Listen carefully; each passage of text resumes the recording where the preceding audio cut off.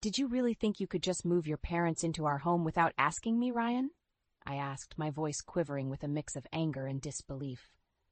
Ryan, my husband of 6 years, looked up from his laptop with a smirk that I had grown to despise. Oh, Amelia, don't be so dramatic. It's just for a while, and besides, it's not like you have a say in this.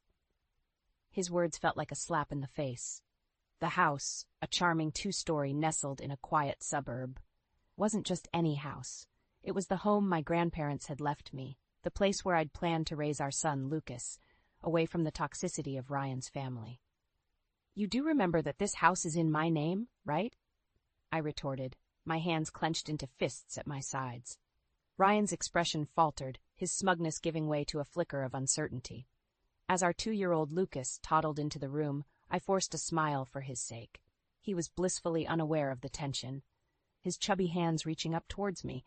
Scooping him into my arms, I kissed his forehead, trying to calm the storm inside me. I'm not okay with this, Ryan. Your parents, they've never respected me or our space. Why now? I asked, struggling to keep my voice steady. Ryan shrugged, his indifference stoking my frustration. They're family, Amelia. You wouldn't understand.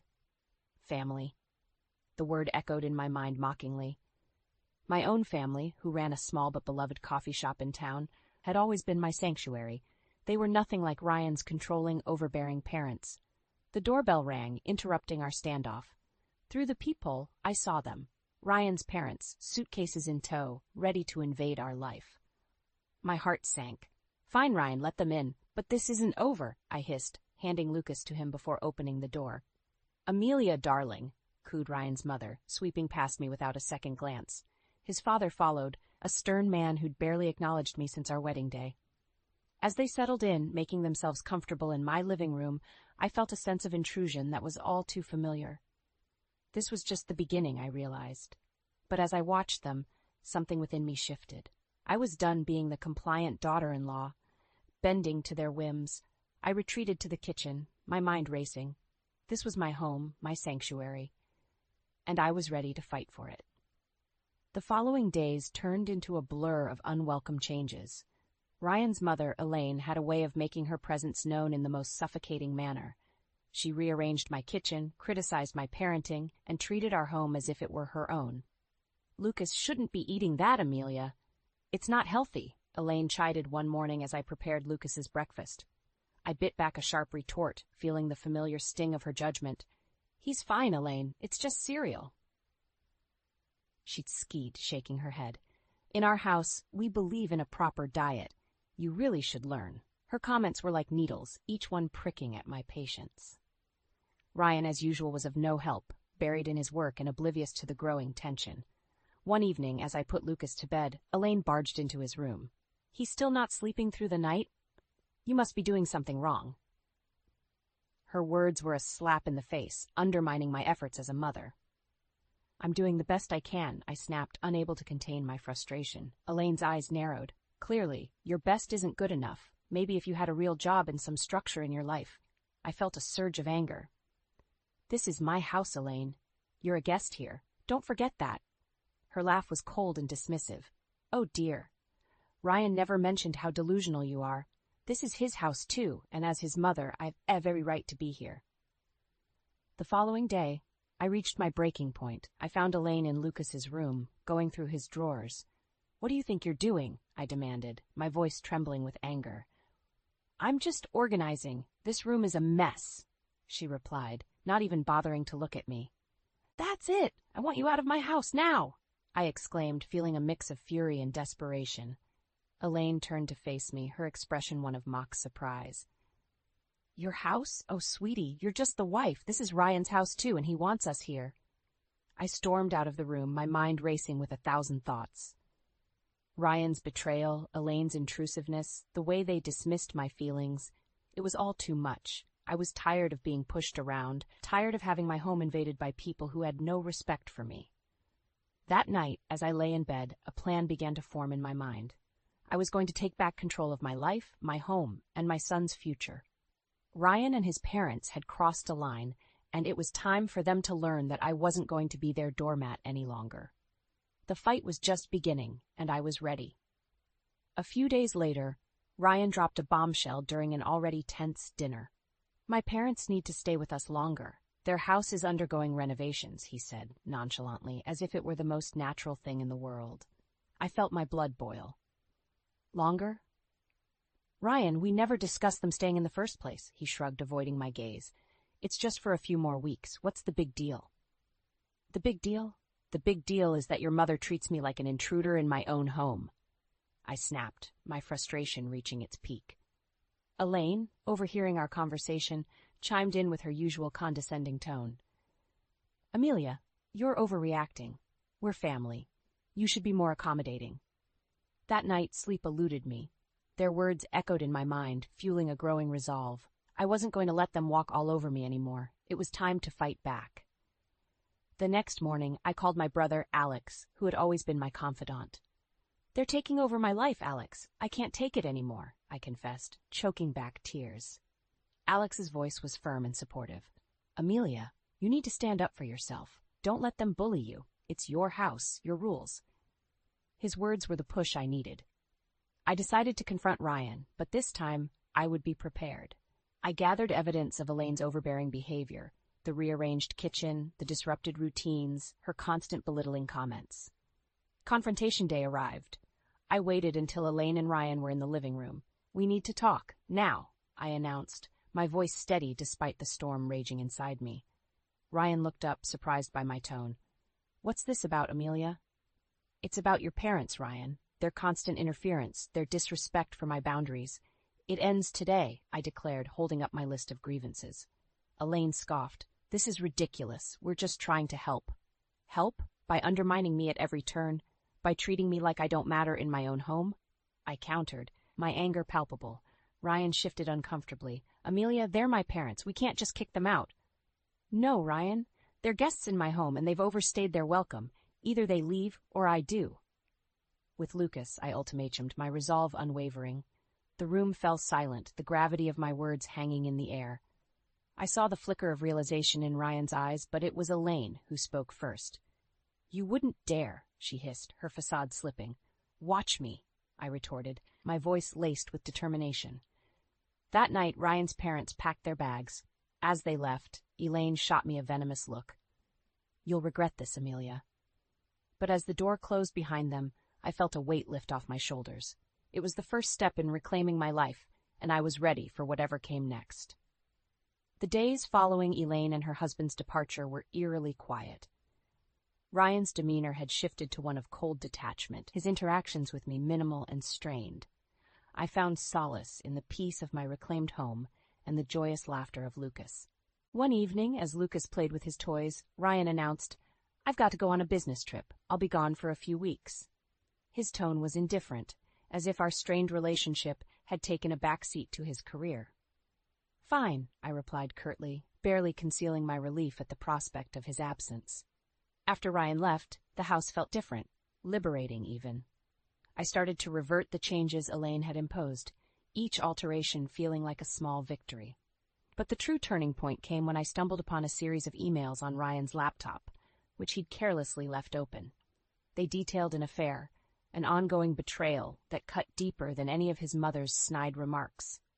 Anger, hurt, and a sense of betrayal churned within me. I decided it was time for Ryan to face the consequences of his actions. I began to meticulously plan my next moves, each step calculated to ensure that Ryan and his family paid for their deceit and manipulation. The first step was to secure my financial and legal standing. I contacted a lawyer, explained my situation, and started the proceedings for what was now an inevitable divorce.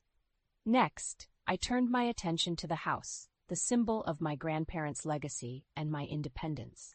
I reached out to a real estate agent.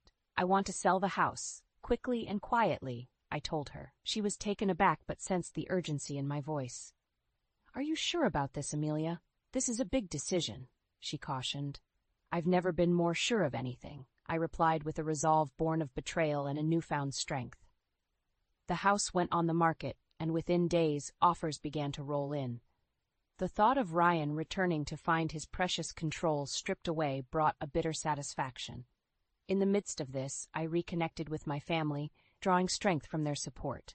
My parents were appalled by Ryan's behavior and rallied around me and Lucas. "We're here for you, no matter what," my father assured me. As I watched Lucas play, innocent and unaffected by the turmoil, I made a silent vow to protect his happiness at all costs. Ryan's return loomed on the horizon, but I was no longer the woman he had left behind. I was ready to confront him, armed with the truth and a plan to reclaim my life. The day Ryan returned was marked with a tension that hung thick in the air. I had rehearsed this moment in my mind, envisioning every possible outcome, yet my heart raced as I heard his key turn in the lock. "Amelia, I'm home," Ryan called out, his voice echoing through the now unfamiliar space. I emerged from the kitchen, my posture rigid. "Welcome back, Ryan. We need to talk." He glanced around, noticing the changes I had made. "What's going on? The house looks different." I didn't flinch. "I sold the house, Ryan. It's no longer ours." His face contorted with disbelief. "You did what? You can't just sell our house without telling me." "It's my house, Ryan, and after what I discovered, I don't think you have a say in it anymore," I said, my voice steady but laced with a simmering anger. He scoffed, trying to regain his composure.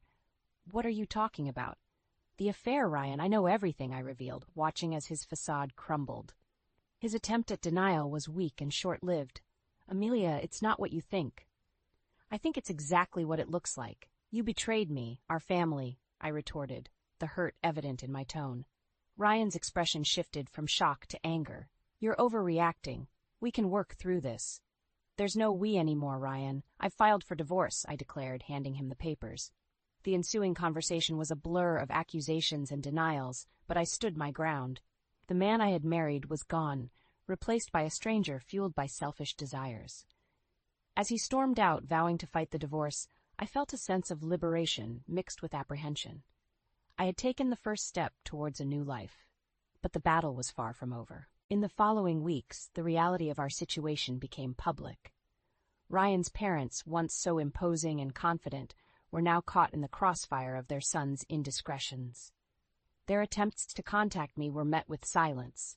I had severed all ties, focusing solely on Lucas and the finalization of the divorce.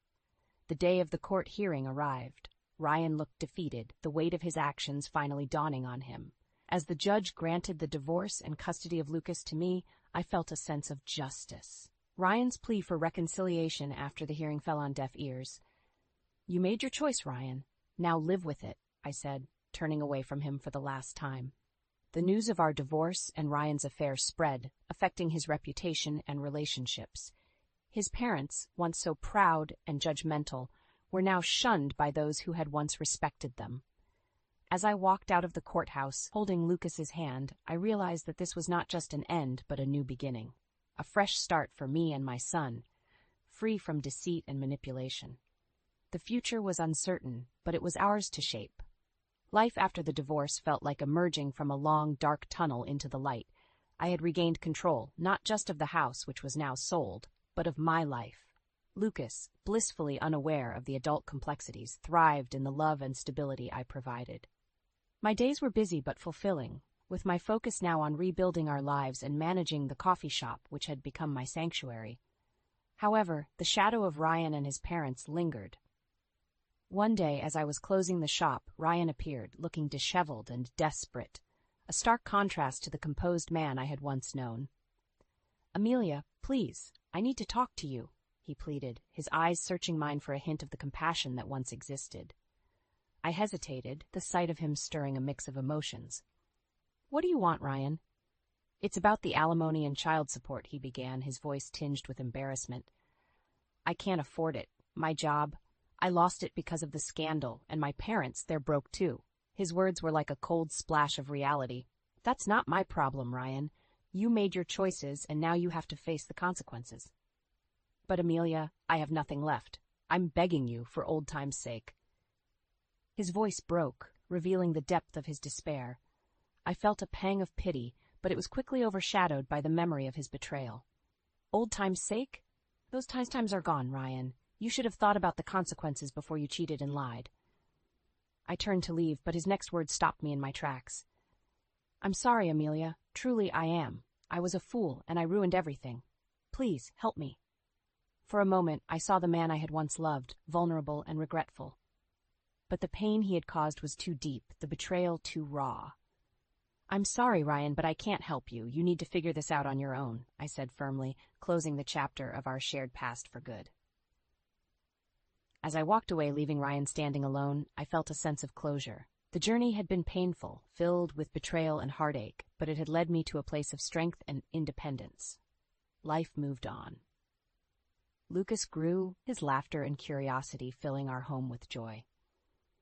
The coffee shop flourished, becoming a hub of warmth and community. And as for me, I found contentment in the simple pleasures: the smell of fresh coffee, the sound of Lucas's giggles, and the support of friends and family. Ryan and his parents became distant memories, their legacy a cautionary tale of the consequences of betrayal and selfishness. My journey had taught me the power of resilience and the importance of standing up for oneself. As I locked the shop that evening, I looked up at the sky, its hues of orange and pink signaling the end of another day. I smiled, holding Lucas's hand tightly. Our future was uncertain, but it was bright. We were moving forward, one step at a time, into a new chapter of our lives.